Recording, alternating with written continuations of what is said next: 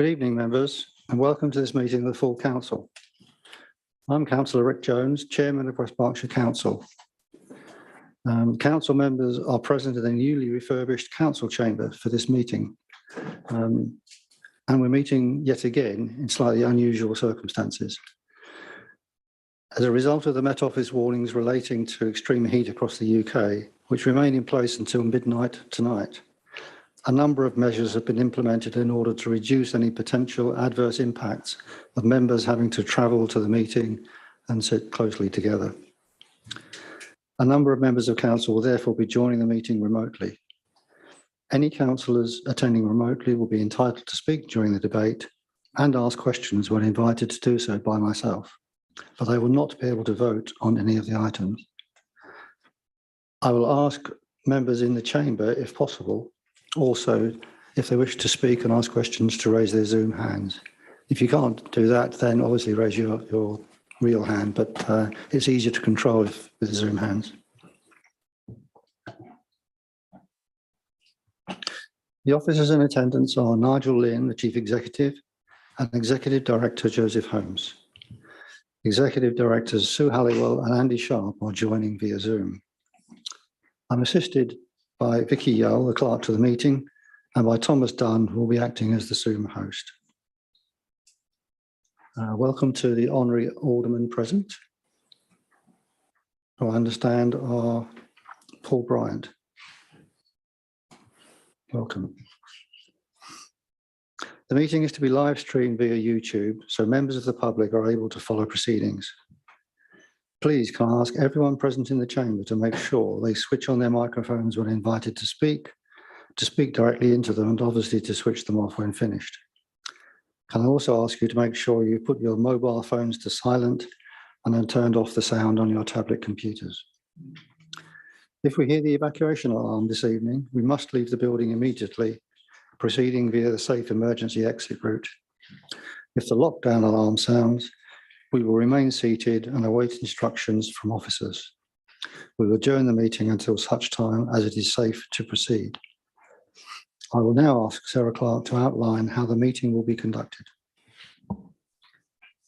Thank you, Chairman, and good evening, members. Members will be asked to vote this evening on items by raising their physical hands in the room. If we need to adjourn the meeting at any point, the chairman will adjourn and will advise us to the revised time and date of the meeting. If it is a short adjournment, however, members will be able to rejoin this Zoom meeting, otherwise a fresh appointment will be sent. Do members have any queries regarding the meeting? Thank you, Chairman. Thank you, Sarah. At this point of the meeting, I usually remind the members to be respectful of each other. I have to say that the meetings recently have been very respectful and conducted very well, so I commend that. And as we are on YouTube, I hope you'll remain an example to the people that are watching in. Can we take apologies for absence, item 1? Thank you, Chairman. We have received apologies from councillors Jeff Beck, Nasser Hunt, Gareth Hurley, David Marsh and Andy Moore. And I understand Councillor Jeremy Cotton may be running slightly late. And we've also received apologies from honorary aldermen and women, Adrian Edwards, Andrew Rolls and Emma Webster. Thank you. Leader. I have no working microphone, but if I may, Councillor McKinnon's running late. His train's been delayed about half, and he expects to be here shortly. Thank you. Are there any other apologies from the floor? Good, thank you. We turn to item 2, the Chairman's remarks. Between the Vice Chairman and I, we have attended some 15 events on behalf of the Council since the last Council meeting in May. These have included schools, charities, military establishments, civic and Jubilee celebrations. And the joy of these meetings is the inspirational people that we meet, generally helping those less fortunate. It's a chance to understand their work and their priorities and to promote the work of the Council and to cement relationships as well. The most spectacular of these visits were the Jubilee celebrations, especially that in Mortimer, but also I attended Hungerford and Purley in the east. Also, the mayor-making ceremony in Newbury was very impressive. The most inspirational were those relating to charities and schools. I'll select just three. A fantastic concert in aid of Daisy's Dream and Sport in Mind at the Hexagon, where children from many schools performed brilliantly. Also supporting Sport in Mind, an enjoyable game of paddle with a 9-year-old fundraising superstar in a revamped barn on the Englefield estate. This was part of a sponsored decathlon taking place on 10 successive days, exhausting for the young chap and especially for his mother. For anyone interested, I can explain the game of paddle, perhaps over a drink later. At the Kennet Valley Primary School in Calcott, the meeting of 5 schools from all around Europe participating in the Erasmus project, a cooperation to foster educational innovation and projects to enhance the environment. It was great to see the international collaboration and friendship and the enthusiasm of the children for the projects, and as a chance to promote the Council's environment strategy and actions. Thank you. Can we now turn to item 3 on the agenda, the minutes of the meeting on the 10th of May 2022, our annual council meeting. Can I move that the minutes of that meeting be signed as a correct record and ask for a seconder, please? I'm quite happy to second those, Chairman. Thank you, Leah. Do any members wish to propose any amendments to those minutes?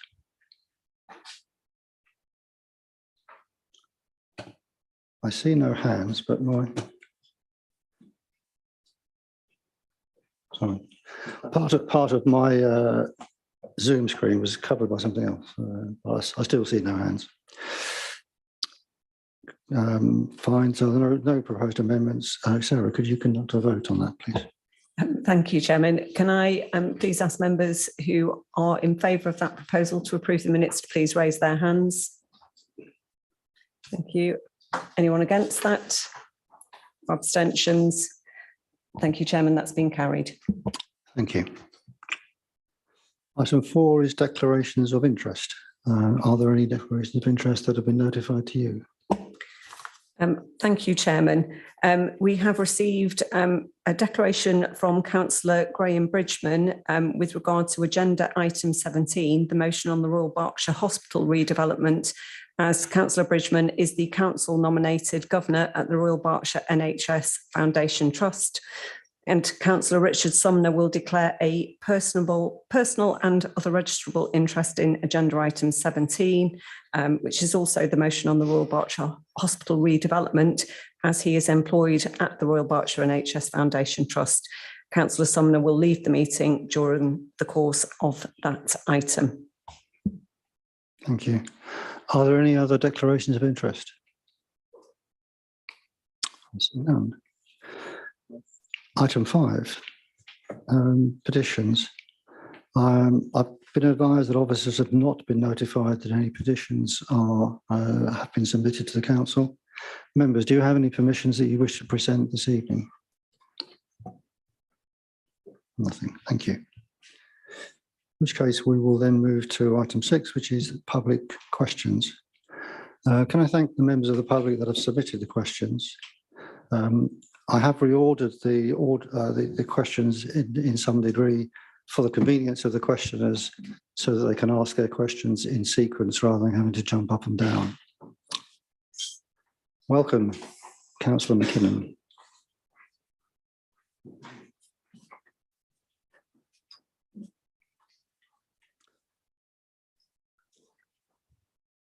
Can I advise that the questions will be displayed on the screen, and once they're displayed, I will invite the relevant portfolio answer to provide an answer to that question. Each questioner will then be given an opportunity to ask a supplementary question, which must be a question and not a statement, and the response provided, and it must be relevant to the response that was being given to the question. I understand that we have Mr. John Bibbings on Zoom. Can we bring him into the room? Mr. Chairman, unfortunately, Mr. Bibbins hasn't joined us on Zoom. In which case he will receive a written response. I'm advised also that Lee McDougall is not present, and he will also receive a written response for question C. Can I therefore invite Paul Morgan to the lectern and invite Councillor Tom Marino to provide a response to his question B, please? Thank you, Chairman. Good evening, Mr. Morgan. Thank you for your question. Let's start by clarifying the numbers. During the last financial year, the council did spend £9.7 million on agency workers. However, it should be noted that part of that spend was to help us deal with important national incidents such as COVID-19 and support for Afghan and Ukrainian refugees. If we cannot find a permanent member of staff for a post and find ourselves having to employ an agency worker, the cost of the council is not the cost of the agency worker, but rather the cost of the agency worker less the salary that we would otherwise be paying to the permanent member of staff. Therefore, after taking all sources of funding into account and having deducted unspent salaries where posts are vacant, the actual marginal cost of agency staffing in the last financial year was just over £700,000, somewhat different from the amounts alluded to in your question. Do you have a supplementary? Yes, I do. I really do get the Can you hear me now? Yes. I'm not sure of the answer. The figures I got were from the website, which shows that you are spending over £1 million a month on agency staff. I didn't get the answer that I was expecting there.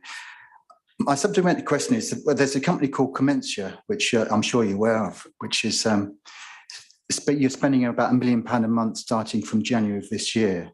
And basically it's to do with procurement. Do you have the details of exactly what that spending on that with Commensurate is all about? I don't have the figures to hand, Mr. Morgan, so I'll revert to you. Well, let me, my supplementary question is, Commensurate are a company, I've looked at their accounts here, and they're £50 million turnover. £8 million of that is pure profit. Mr. Morgan, what is your question? You don't need a long preamble. My question is, are you aware of the profit margin that Commensurate are making as an organisation in terms of their agencies spend with people like the council, which is 50% profit margin? Are you aware of that? Mr. Morgan, I don't believe that's relevant to your original question. Well, it is, because it's public money that's been spent with an organisation that is making a huge profit. You're asking different questions now. Well, are you aware of the profit margin Commensurate are making? That's my question. Mr. Morgan, that's it. That's the question. And you've had your response. Thank you. Sorry, I didn't get a response. Sorry, Councillor Jones. You didn't get a response because the question wasn't a valid question. I'm sorry. Why is that not a valid question? Mr. Morgan, will you move on to your next question, please? If you allow me to, I will do, yes. Again, I'm staggered that I'm not getting any answers, guys. It really is quite amazing. Because you're not asking a question. I have asked a very simple question. Are you aware of Mr. Morgan, this is not a debate. This is a question and answer session. Well, it should be a debate, Councillor Jones, because this is a very important You are not a councillor to take part in the debate. I know I'm not a councillor, If you don't thankfully. Stop, Mr. Morgan, I will not answer the next question either. Now, please move to your next question, question E. Right, my next question.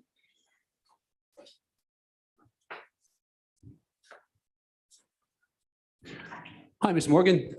Nice to see you again. Hope you're well. I'm very well, thank you. Good stuff. This question seems to be, considering that we've recently published a refresh report, will we now change our mind? The answer to that is obviously no. Do we have a supplementary? Why is it obviously no?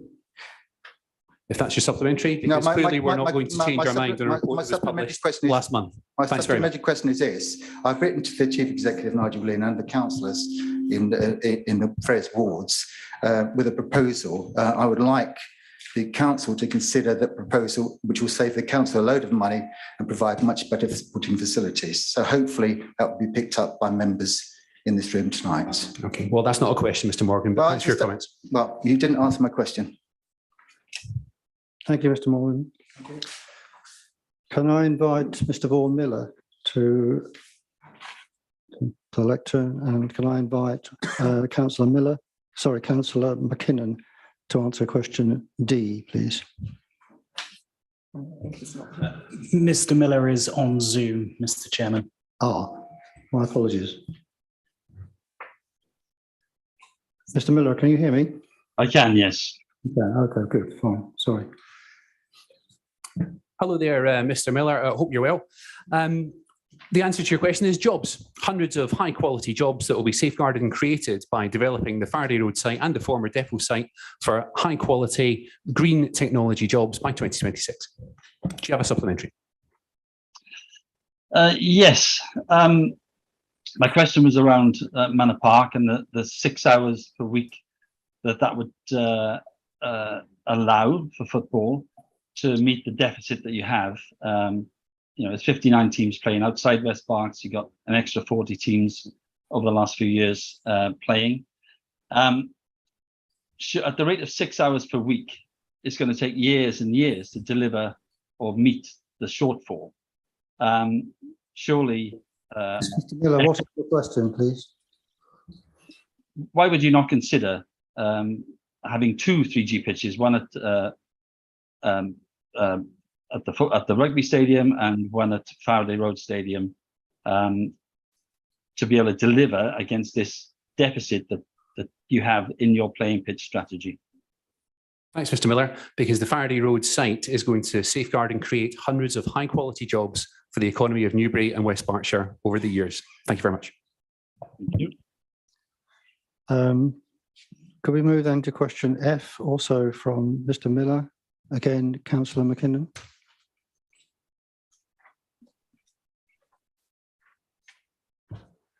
Well, obviously, Mr. Miller, we don't accept the statement in your question. I see that you've come up with the 9.4 million cost of the site. This seems to change with the weather. And of course, is added up over 40 years to give a misleading and scarily large figure. Why do we insist on developing Faraday Road? To create and safeguard hundreds of high quality jobs for the economy of Newbury and West Berkshire. Do you have a supplementary? I do indeed.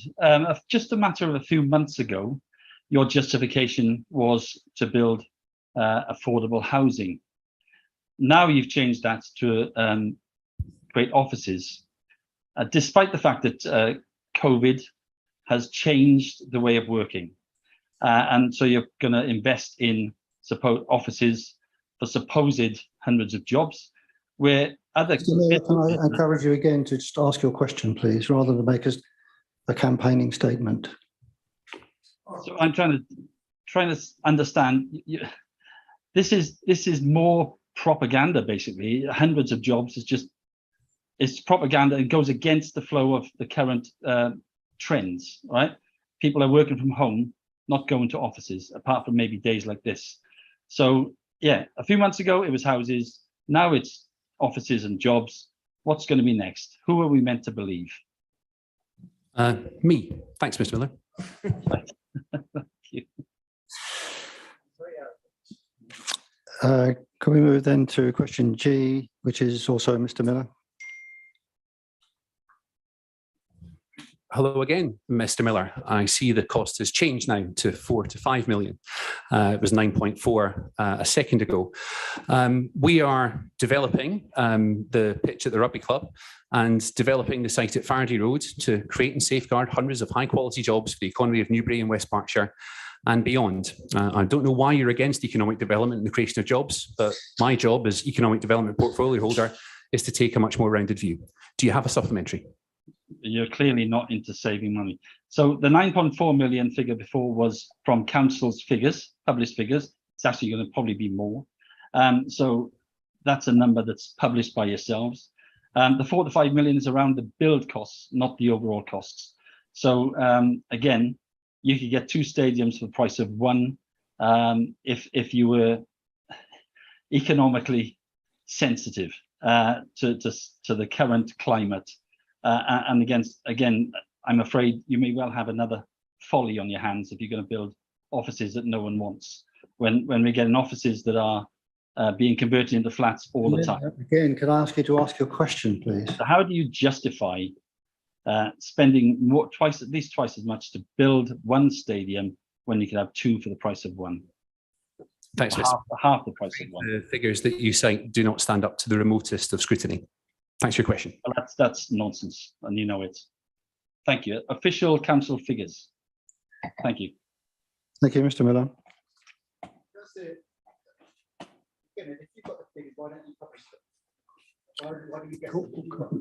Mr. Morgan, the question type, sorry, Sorry, you are not part of, Mr. Morgan, you are not entitled to speak unless invited. I'm sorry.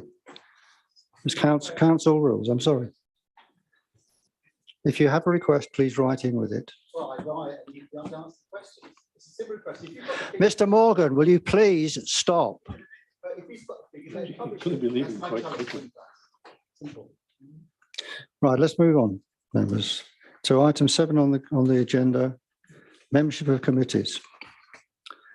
Council is asked to note the changes to the membership of the advisory groups, which will be shown on the screen now, I hope. These changes have been made in accordance with the wishes of the relevant political groups. No vote is required as the changes to the advisory groups are for information only, and you see them in front of you on the screen. Item 8, agenda items 8 to 15, the committee minutes. I just ask members to note the information in someone's agenda relating to each of the committees listed in the agenda items 8 to 15. I'll take these on block. Just note where the committees have and have not met. We'll then move on to item 16, which is the annual report of the Governance and Ethics Committee. And I'll invite Councillor Marino to just move the recommendation on page 33 of the agenda pack. I'm happy to propose the report. Thank you, Chairman. Is there a seconder? Yes, Chairman. Councillor Wood, thank you very much. Councillor Marino, would you like to introduce the report? Yes, thank you, Chairman. I'm happy to propose this report to Council this evening, highlighting the activities of the Governance and Ethics Committee over the last municipal year.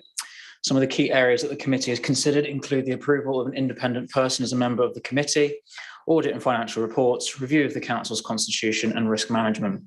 It's important that there's a summary of the committee's work during the municipal year, and I support the recommendation that members note the report before us this evening. Thank you. Councillor Wollaston, do you wish to speak now or hold it or reserve? I'll reserve my rights, thank you, Chairman. Thank you. Can I invite other members who want to speak on this item?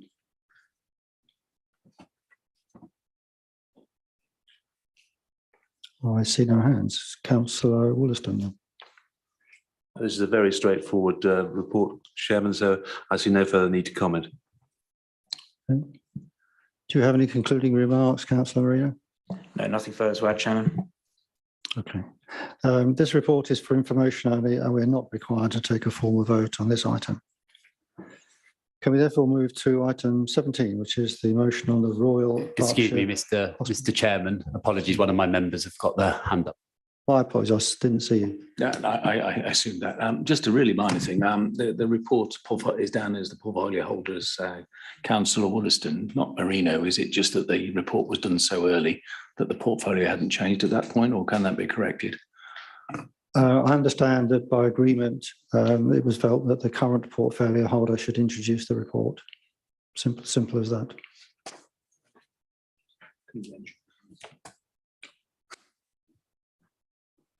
I see no other hands. Right, item 17, the motion on the Royal Berkshire Hospital redevelopment. Can I invite Councillor Graham Bridgman to move the recommendations in the page 40 of the agenda pack? I'm happy to move the recommendations of the report. I'm happy to second that, Mr. Chairman, and reserve my right. Thank you. Councillor Bridgman. Chairman, members, you'll know that this arises from a motion that was put to council earlier in the year by Councillor Macro. Unfortunately, Councillor Macro is unable to be in the meeting room. I believe he is attending via Zoom, and he would, had he been here, he would have seconded it, and he would have had his chance to speak to it there. And I'm very happy to see Councillor Macro put his points to the meeting. Chairman, I think it's a straightforward matter. You'll recall that the motion was put to Health Scrutiny Committee to discuss. Now, I'm not a member of Health Scrutiny, but the chairman of Health Scrutiny, Councillor Rolls, kindly invited me to speak on the matter when it came before Health Scrutiny, and I'll just summarise what I said there, and my view really hasn't changed, and to a large extent it's reflected in paragraph 5.13 of the report. Firstly, The motion does not seek to identify a specific site. It certainly doesn't attempt to say that that site should be in West Berkshire. Simply says that the council would prefer, if redevelopment takes place outside the confines of the site in Reading, and I'll come to that in a moment, for that site, wherever it is, to be convenient for the residents of West Berkshire. And that's, I think, not an unreasonable request. I added as it were, the second sentence of 5.13, because I asked the Health Scrutiny Committee to reflect that this is all a matter of Treasury money. It will very much depend on how much money the Treasury is prepared to put to this project as to where the project can be located. The cost of refurbishing, redeveloping, whatever the site in Craven Road in Reading is one thing. The cost of developing a brand new hospital somewhere else is quite another.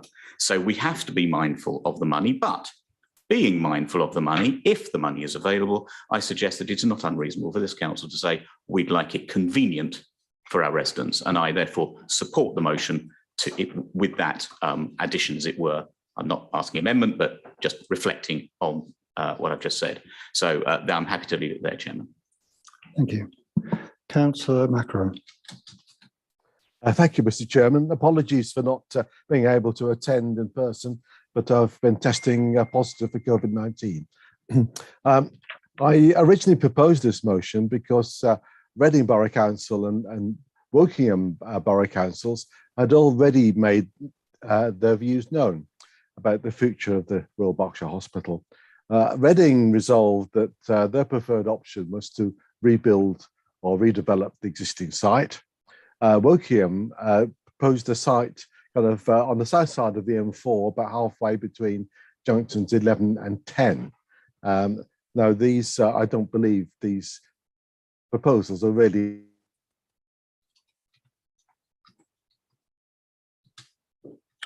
I think we've lost Councillor Macro. Can I move to Councillor Linden, and hopefully Councillor Macro will make it back into the meeting. Thank you, Chairman. I went to remotely a meeting of Building Berkshire Together on the 12th of July, which was held by the Royal Berkshire Hospital, and Ali Foster, who's the programme director, gave some further information. And since then, I saw Brian Little in the council offices. So at the moment, the amounts for the redevelopment on site, there are plans for a £750 million programme and a £950 million programme, and a new build at 1.3 billion, which would be held elsewhere. These exclude inflation costs, by the way. So there are a variety of possibilities. And I spoke to Brian Little concerning the defence planning zone, which doesn't permit development, which would effectively rule out junction 11. So you're looking at around junction 12 or junction 10 and junction 12 for a new build. And certainly Brian Little had suggested, potentially depending on the size of requirements, if they were doing a new build at Thiel, White Hart Meadows, or possibly on the Arlington site, particularly on the unusing of the car parks. So he's quite happy to intercede with the Royal Berkshire Hospital for contact, and therefore I've sent an email to the pair of them on that, if it goes to a new site. But it is still earlier on, and as Councillor Bridgman said, it is dependent on the Treasury, how much money we're going to get and the time period. So it does need to be redeveloped. It's a very, very small site, and I would personally support a move which would be useful for the residents of certainly 2/3 of this district. I know some people have a different view on that, but certainly in terms of the constraints of the site. Thank you, Chairman. Thank you, Councillor Linden. Councillor Pask. Thank you, Chairman. As Councillor Bridgman said, we can only talk in very general terms at this stage. I cast my mind back into the days of Newbury District Council some 30 odd years ago when I was the West Berkshire the Newbury District Council representative on the West Berkshire Community Health Council. And there was a considerable debate about the two Victorian buildings that served Newbury as Newbury District Hospital. And we had various meetings which came up with a weighting process, weighting as in weighing up options.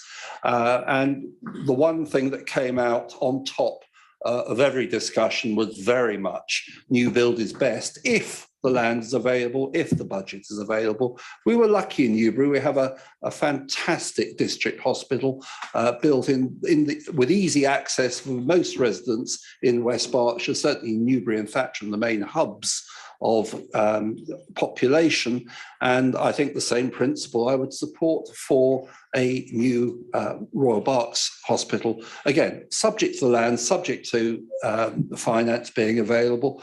But Swindon, of course, have built their new general hospital on the edge of town with very easy access for ambulances to get to that hospital. Oxford John Radcliffe is just off the ring road to the north. It really, I think, is now time expired that a hospital is built in the middle of a very built-up area of a big town like Reading. So, Chairman, I support all principle of this, as I say, subject to all the caveats I've expressed. Thank you. Thank you, Councillor Pask. Councillor Stewart. Thank you, Chairman. I also wish to support this motion. I've lived in Reading, in the Reading area all my life. I've used the Royal Berks Hospital for many different reasons. It is becoming more and more difficult to actually want to use it. In fact, I have residents who actually would prefer not to go to the Royal Berks and in fact would prefer to go to Thatcham or other surrounding facilities. Parking is horrendous. I'm actually quite lucky in that the public transport for me, for where I live, is very good. So getting to the hospital doesn't mean I need to park. But I think that the points that have been raised by Councillor Macro in this are absolutely bang on. And it's time that, that Berkshire, West Berkshire, had a really good quality facility because that's what all of our residents deserve. Thank you. Councillor Macro, I see that you're back in the room. Thank you, Mr. Chairman. I'm not quite sure where I got cut off. So if I repeat myself, please forgive me. I was going through the various problems of the existing site, mixture of old buildings and new buildings, some in a poor state, buildings that are energy inefficient and too hot or too cold. And the parking on site is very expensive and insufficient. Parking nearby roads is restricted by the Borough Council, is also very expensive. And it's difficult for some West Berkshire residents to get there by public transport. It'd be difficult to redevelop on the existing operational site without negatively impacting patient services. Despite what Councillor Bridgman says, I think possibly trying to redevelop an operational hospital might indeed be more expensive than building a new one. The site suggested by Wokingham would be almost impossible for our residents to reach using public transport. It'd also be time-consuming for ambulances from our district to get there, to get to a hospital on that site, in the event the M4 is blocked or congested, which is often the case. Now, the western part of Berkshire, and mainly us, of course, needs and deserves a modern, new hospital that's big enough for our population. Let's ask for the hospital that the area deserves and on a site that our residents can easily access. Please support the motion. Thank you. Thank you, Councillor Macro. Councillor Vickers. Could you switch your microphone on, Councillor Vickers? Oh, I use my microphone on. Sorry. try? Oh, thank you. Right, I'll go the other way. Yeah, just a brief intervention from me. There's been a lot of talk about parking, and of course, that is a problem for a lot of people. But from good railway stations like we have in Newbury, I find quite easy to get to hospital, changing onto the regular buses from the station to the hospital.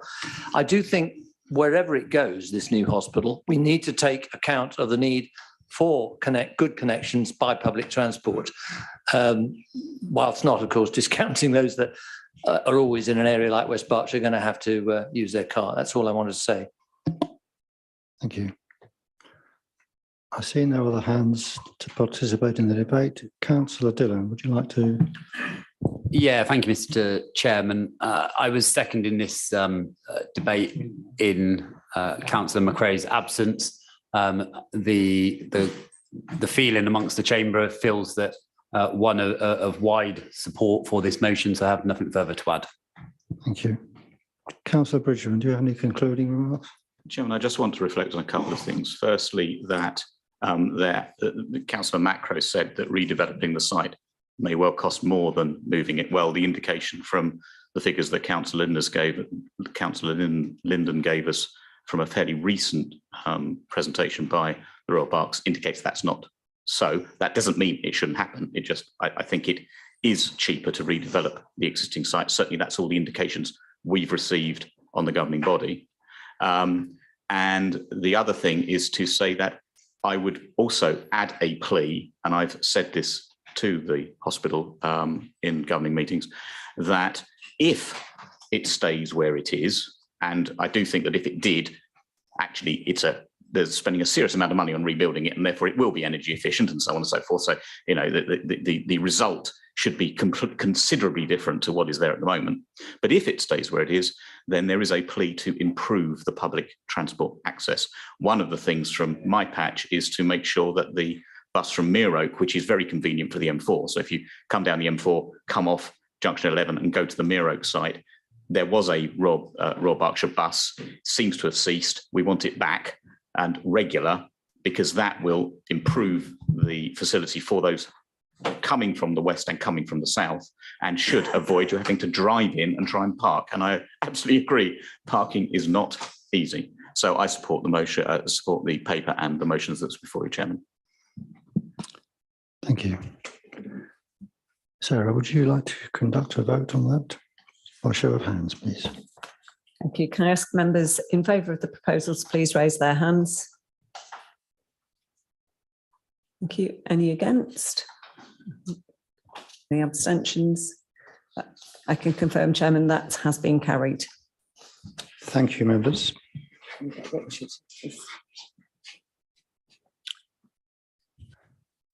Fine.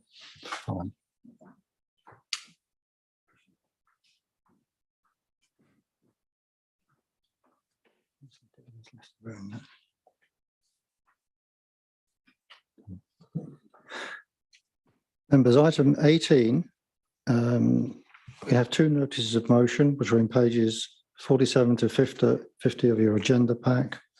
But I should advise you that a notice of a minor alteration to this proposal, or a series of minor alterations to the motion, was emailed to all members earlier today by the clerk, Vicky Yale. Hard copies of the changes and proposed new wordings have been provided in the chamber, and those members joining via Zoom are asked to refer to that email. Can I invite Councillor Caroline Culver to formally move the motion with minor alterations, please? I'd like to formally propose the motion, and with its very interesting definition of minor alterations in it, Chairman. Can I have a second, please? Councillor Masters. And I reserve my right to speak at the end. Thank you, Chairman. Okay, thank you. Councillor Culver, would you like to then introduce the motion? Thank you very much, Chairman. And I just want to thank Councillor Marsh, who can't be with us unfortunately tonight because he's unwell, and give him credit for the speech that I'm about to make. So a recent cartoon showed a middle-aged couple walking down a decaying, boarded up, rubbish-strewn, crime-ridden, potholed street, and the man is saying, "I'm going to vote for the one who promises to bring down taxes the most." When we proposed this motion, we had no idea that it would turn out to be so topical, with the prime ministerial candidates falling over each other to promise to cut taxes without saying how they would pay for this policy. The assumption seems to be that tax is a bad thing, although as Greens, we believe that taxes are the price we pay for a civilised and just society. This motion, however, is not about whether taxes are good or bad, or should be higher or lower. It's not about policy, it's about principle. The principle that everyone should pay their fair share, including we as individuals and the largest companies. We support the aims of the Fair Tax Foundation, a not-for-profit social enterprise that seeks to encourage and recognise businesses that pay the right amount of corporation tax at the right time and in the right place. Companies that pay tax responsibly and transparently should be celebrated. By contrast, the growth of tax havens and unethical corporate tax conduct, such as aggressive tax avoidance, distort national economies and undermine the ability of responsible businesses to compete fairly. Approximately 40% of multinational profits, which is $950 billion a year, are artificially shifted to tax havens. It's been estimated losses from multinational profit shifting could be costing the UK £17 billion per year. People do not think it is right that Amazon, for example, can get away with shunting its UK sales through Luxembourg, where its so-called loss-making subsidiary pays no tax. This, of course, has an impact on local businesses here in West Berkshire. It's hard enough competing with online sales, but it's even tougher if you are paying your fair share of tax and they are not. We believe that local authorities should take a lead in the promotion of exemplary tax conduct, and that West Berkshire Council should demonstrate good tax practice right across its activities. We also want to see the UK's procurement rules strengthened so that this and other local authorities can penalise abusive tax conduct through their procurement policies. After discussion with the monitoring officer, this motion has been amended to meet various legal requirements, and we hope it will receive all party support this evening. Thank you, Chairman. Thank you, Councillor Culver. I now open up the debate for contributions from members or questions. Councillor McKinnon. Thanks very much, Chairman.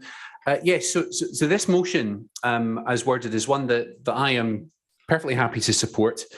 Obviously, members will be aware of the original wording of the motion which was circulated, and I don't want to spend too much time on why that was unacceptable. I had conversations with Councillor Marsh earlier on this week, and they were very productive, and I'll give him credit for amending the wording in response to those consultations and conversations. What I will say is that the reason why I'm happy to support the principles behind the Councils for Fair Tax Declaration is that clearly there is some tax behaviour which is clearly unacceptable. It's against the spirit and, if not the letter of the law. The precise wording of the declaration itself, however, there was two reasons why I wouldn't have been happy to say let's sign up to this declaration, but the principles behind it are okay. And I'll explain briefly those reasons for members just now. The declaration seeks to vilify all forms of tax avoidance. Now, tax avoidance is an umbrella term which covers conduct which would be widely accepted as intended to be taken by companies. In fact, the government would encourage people to do it. At the other end of the spectrum, there's clearly egregious and artificial and abusive tax practices, which don't breach the law, but certainly break the spirit of it. And there's a very large grey area in between. And the wording of the declaration itself would seek to vilify what would be seen as generally accepted and sensible tax planning. But the main reason why the declaration overall is problematic is that it seeks to impose on a council, or seeks councils to commit to extremely onerous work in terms of due diligence and investigation of its suppliers, of whom we have thousands, and also breach the privacy of its employees. But that being said, the motion as worded here, the principles behind the declaration, which are to clearly thumb our nose and to disapprove of abusive tax practices, is absolutely fine. I agree entirely with Councillor Culver that all taxpayers, whether personal or corporate, should be paying their fair share of tax.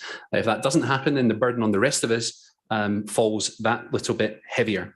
So yeah, I'm perfectly happy to support this motion. I can't speak for colleagues, but I think it's very, very well put out, and I welcome its being brought towards the council tonight. Thank you, Councillor McKinnon. Councillor Brooks. Thank you, Chairman. And I think now I understand how these minor amendments came about. They're not minor.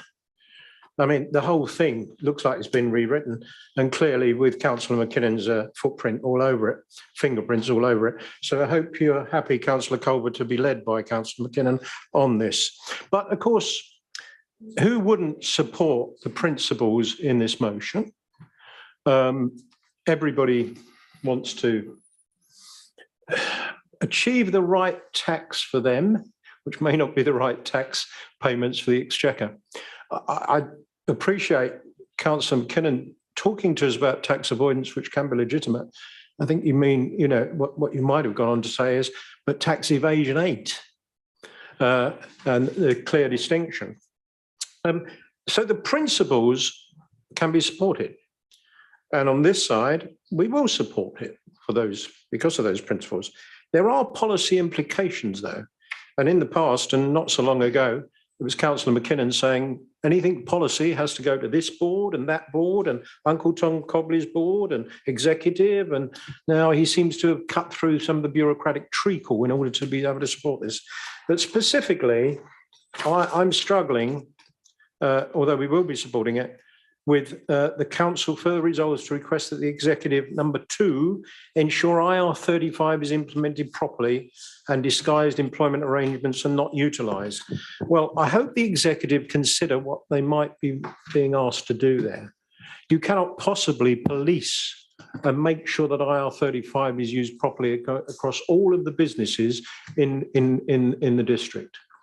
I have sold in my recruitment life, placed thousands upon thousands of contractors, interims, freelance, temporary workers. IR35 came about in the late 90s. We're still wrestling with it. And it is a pity, actually, that the government is chasing down legitimate freelance arrangements, okay, legitimate freelance arrangements where somebody is moving around from company to company and penalising them, while not always capturing the disguised employment, which I've also seen as well, a contractor sitting for 7 years on a contract rate and getting away with all the tax breaks. So I think IR35 actually is something the government is really penalising entrepreneurial people. And so when we ask the executive and resolve to request the executive ensures it's implemented properly, I think we've got to be careful what we mean. I will give you an assurance that actually a company like Commensura will be making sure that you are actually fine as far as our IR35 payments are concluded. But it's a minefield. And I look forward to the executive coming back with how they think they might be able to resolve to ensure it's implemented properly and that disguised employment arrangements not utilised. You can do it within this council. Yes. But that doesn't actually limit it to within this council. You may want to amend that, to be honest, but we are supportive of this. And thank you, Councillor McKinnon, for putting the motion together properly. We look forward to supporting it. Thank you, Councillor Brooks. Councillor Vickers. Thank you, Chairman. Those who know me know that I've always been in favour of a radical tax reform. The current tax system is totally dysfunctional. It is a huge dead weight on the real economy. Yes, it deters enterprise. In many cases, it deters people who are earning a wage from earning more. It is so complex that tax accountants that I know are desperate for really radical change themselves. I work with some tax accountants to try and shift the entire tax burden off those that work for a living, actual work for a living, hands-on or with their brains, or use their entrepreneurial skills to create work for others. So we're on the same page on this, and I'm really pleased that the ruling party have found their way to support this motion. With all due respect to Councillor McKinnon, I don't like accountants one little bit, nor do I like lawyers, but the current tax system is a goldmine for accountants and lawyers, and only for those who can afford to pay. And of course, the average man and woman in the street, the wage earner, or the person trying to start up a business, probably can't afford to pay. So how could you possibly not support a motion in favour of fair taxes? And our party has a policy on how to do that, and it's primarily around increasing the tax burden on the least well-off, decreasing the tax burden, increasing the tax thresholds, as we did in the coalition, but which has unfortunately ceased since we left government. And Vince Cable is the greatest exponent of this, and I'm a great fan of his. So thank you for supporting this motion. It's not perfect, but it's a long way towards reform, but the reform's got to be really outside the box. This is only a start. Thank you, Councillor Vickers. Councillor Abbs. Yeah, thank you very much, Chairman. I really just want to come to IR35 for the moment. And the wording we have here, ensure IR35 is implemented properly and disguised employment arrangements are not utilised. That's very interesting. It'll be very interesting to see how we kind of make sure that's the case, as Councillor Brooks was pointing out. But from my perspective, we heard earlier about the cost of temporary staff. And I'm going to link that to IR35 and also to people leaving the workforce early because of IR35, because that's actually one of the effects of the latest IR35 implementation, in that people are supposed to, even if they do work for multiple companies, they basically say, I'm not subject to IR35. The larger company simply looks at them and goes, well, actually, we've assessed you and we think you are. Therefore, we're not really willing to accept you as a direct contractor anymore. You're going to have to go via an agency, which is pretty close to the disguised employment arrangements, but that's actually fairly standard practice, it would appear. I'm really hoping the council is cognizant of this, and we aren't actually going to be one of those people that are doing this disguised employment, i.e. we only take on people that are from large agencies, because it will actually cost us more money, which is why I link it back to the number of contractors and so on. We need to respect, if someone tells us and demonstrates that they are an independent contractor and relatively small, that we can still employment, and we don't just have some carte blanche rule that applies. I know all this is true because my wife retired specifically because of IR35, and I know that we are losing lots of people in the workforce because of this change in the rule, and they can't be bothered with it. Fortunately, they're well off enough to be able to do it. But anyway, IR35, it's an issue. Thank you, Councillor Abbs. That's useful additional information. I see no other hands being raised to debate. Councillor Masters, do you wish to speak at this point? Thank you, Chairman. I'd like to thank all the members who've spoken on this motion, and it's nice to see some level of consensus across the chamber. So I won't add any more, but I would like to say that I don't necessarily echo Councillor Vickers. I hate lawyers and accountants. It's very much down to the individuals.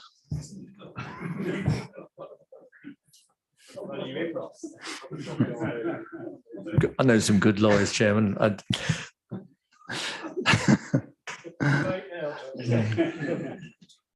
Councillor Culver, would you like to conclude, please?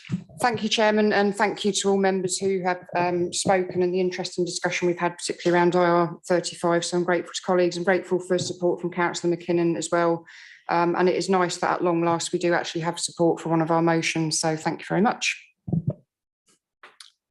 Thank you, members. Interesting debate. Sarah, would you like to conduct a vote, please?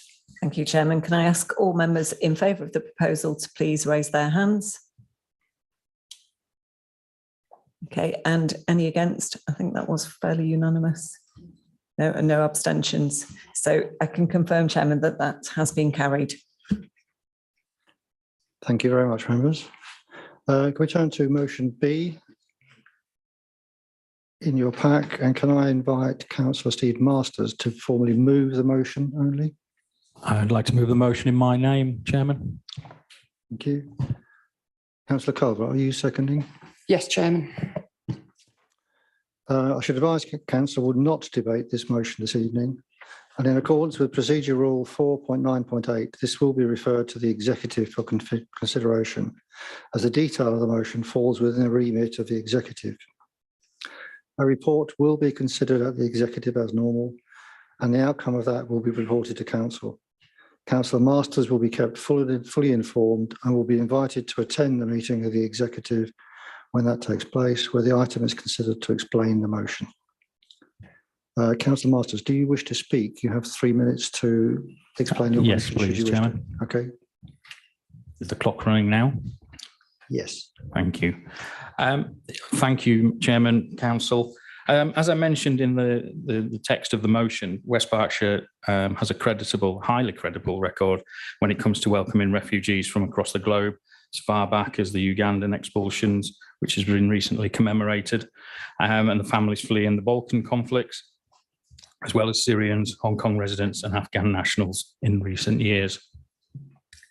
And some examples of that support is the voluntary groups that have provided support: West Berkshire Action for Refugees, Care for Calais, West Berkshire Muslim Centre, a grouping of churches which helped with the transport of asylum seekers at various locations around West Berkshire to allow them to attend Ramadan celebrations throughout the period of Ramadan at different mosques across the district.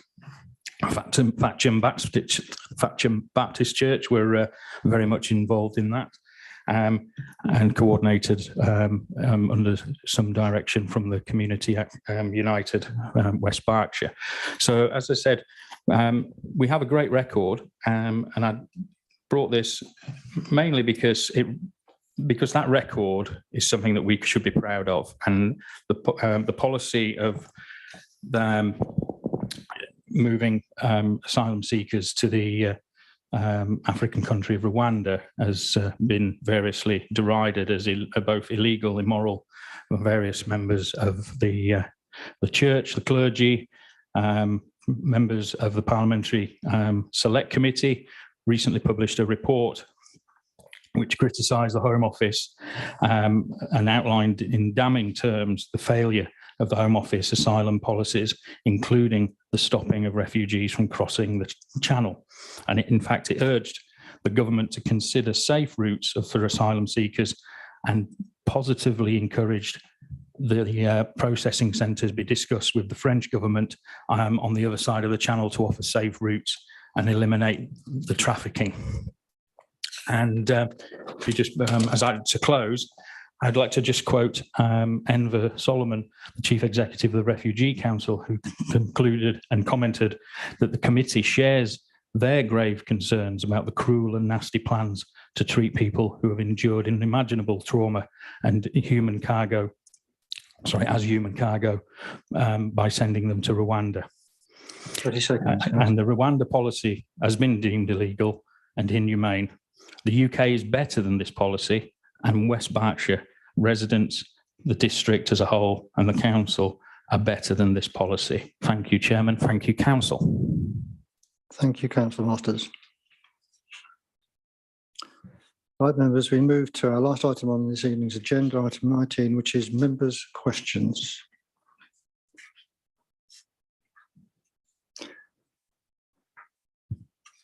Can I advise that question A, which is on the original agenda from Councillor Alan Macro, has been withdrawn prior to the meeting.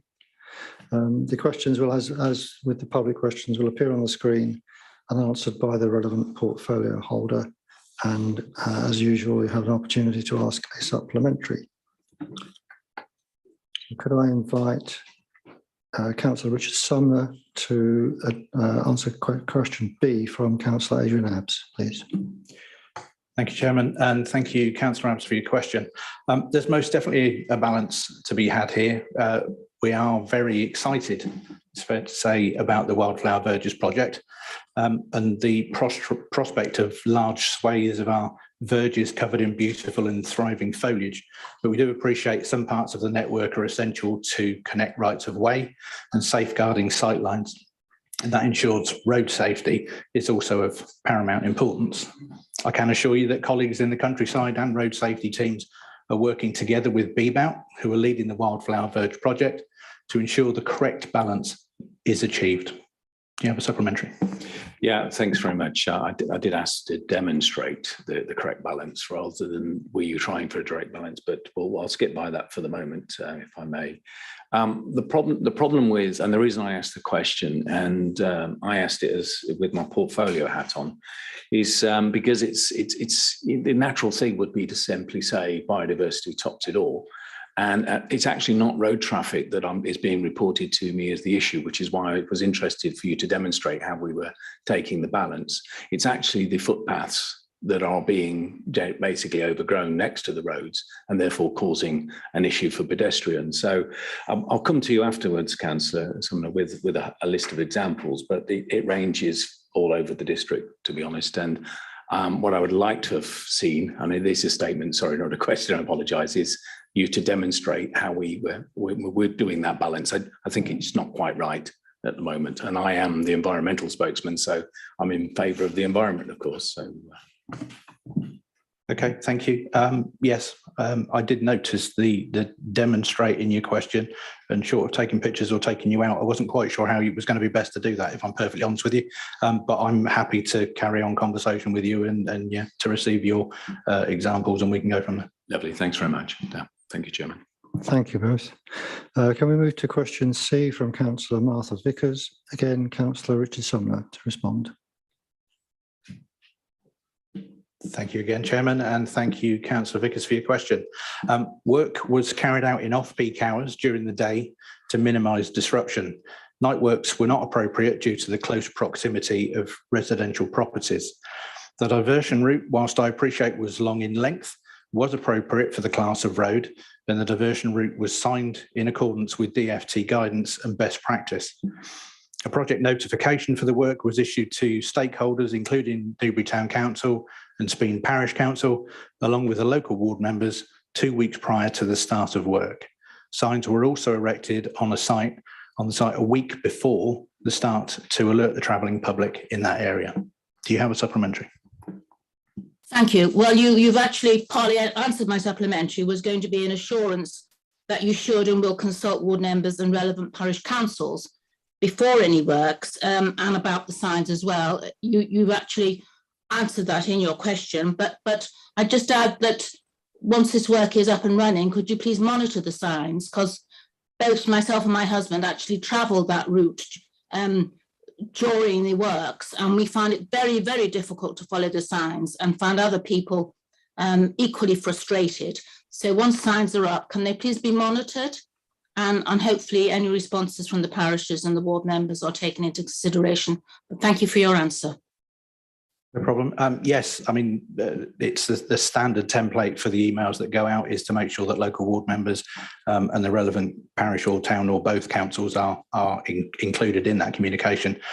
With regards to the signage, yes, I'm happy to pick that up with the team and make sure that we do whatever we can to make sure that nothing's being moved or changed and make sure it's still relevant. And how we report that out if there is an issue, I suspect it would be through the same means, but happy to take that conversation forward. Thank you. Thank you very much. Thank you, councillors. Moving to question D from Councillor Steve Masters. Can I invite Councillor Marino to respond, please? Thank you, Chairman. Good evening, Councillor Masters. Thanks for the first of your questions to me this evening. Very pleased to say that the restructure of the area formerly known as strategic support has been fully implemented and the new department and teams are operating very efficiently. Do you have a supplementary? Yes, thank you. The proposal outlined a range of improvements with respect to information governance, including a new IT system, which was used partly to justify the redundancy of members of staff. What was the name of this system? How much did it cost and when was it implemented? I'll have to revert to you in writing on that, Councillor Masters. I don't have the information straight to my head. Thank you. Question E from Councillor Claire Rolls, Councillor Howard Woodisland to respond, please. Thank you, Councillor Rolls, your question. I have to say that I'm deeply frustrated that the superb facility that we are trying to provide the sports hub has been consistently delayed by the activities of a handful of people who hang on to the wish to retain a football pitch at Faraday Road, even though it would be at the expense of economic expansion and jobs in Newbury and West Berkshire. The final delaying tactic, encouraged by the parties opposite, was to issue a judicial review that was thrown out by the High Court on all grounds, with costs awarded to the council. Sadly, the legal system allows the applicant to ask for an oral hearing, which is asked for. So a yet further delay before we can award the construction contract, hopefully by the end of this month. But if not, October, as the High Courts adjourn in August and September. Although the council is confident that the judicial review will again be thrown out and further costs awarded, it has taken the financially responsible approach and stopped work on the sports hub until the claim for the JR has been determined. To date, this has frozen the scheme for 2 months. The implications are increased construction costs to the council taxpayer and a delay in the delivery of the sports hub, which may have an impact on the ability of Newbury FC to use the hub as their home for the 2023-24 season. I hope the individual involved is proud of himself. Do you have a supplementary? Yes, thank you, Councillor Williston. Are you able to quantify the financial cost impact of the delay? Not totally, Councillor Rolls. I mean, the construction programme will remain at 26 weeks, but it's been further delayed by the lead time and provision for utilities for such items as power and water being extended to 16 weeks.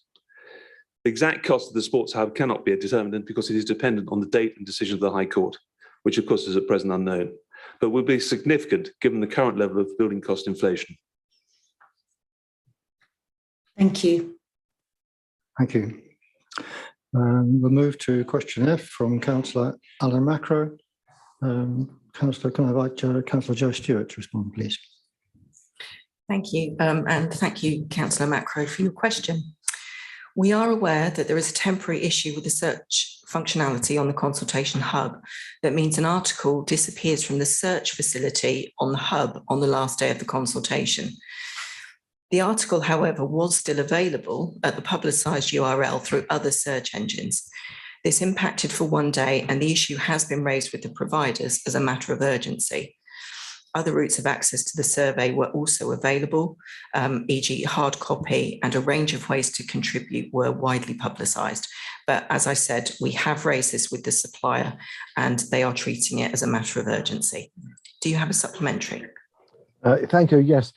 Being this seems to have been a known problem, could you not have either or both posted a large informative on the website to say that this was happening and to give an alternative, or alternatively to extend the consultation by 1 day? That is a very good question. What I can tell you, it's very easy to look back and say what we should have done. But what we have done now, the next consultation that is due to end in 9 days is the taxi fare consultation. So I have requested that officers just before put out all of the information again, including the publicised URL, so that people aren't reliant on having to go through the Consultation hub on the last day. So they have 9 days still to continue with that. And I can assure you that I will also be pushing for the resolution of this issue with our digital team. Thank you. Thank you, councillors. Move to question G from Councillor Steve Masters. Can I invite Councillor Marino again to respond, please? Again, thank you for your question, Councillor Masters. I'm delighted to confirm that we have a permanent information management solicitor due to start with the council in September. Do you have a supplementary? No. Thank you. In which case we'll move on to question H, also from Councillor Steve Masters, also Councillor Marino. Thank you. During 2021, the council received 1,081 freedom of information requests and 56% were answered on time. Whilst this was a reduction in response time from previous year, this was due to vacancies in the team, and I'm pleased to confirm the numbers have improved since then, and we are now approaching the same levels during 2020. The council received 95 subject access requests during 2021-22, and over 70% of those were answered on time. There was a reduction in response times for subject access requests, although these are now improving. And furthermore, due to an increase in the number of requests for children's records, which are dealt with in Children's and Family Services, the council has allocated further resource to that team to bring additional capacity and to improve the response time accordingly. I'm also pleased to confirm that since the restructure, the number of complaints referred to the Information Commissioner's Office has dropped from 3 in 2020 to none in 2021 and 1 in 2022. This is reflective of the improved oversight now in place during the internal review process. Do you have a supplementary? Do you have a ballpark figure on the number of temporary and agency staff used during the period and the cost therein? I haven't got the figure to hand, Councillor Master. However, again, I'm happy to revert you with that. Thank you. Thank you, councillors. That concludes the members' questions. And that concludes the business for this evening. I thank you for your attention, and I close the meeting at 8:10. Thank you. Well done.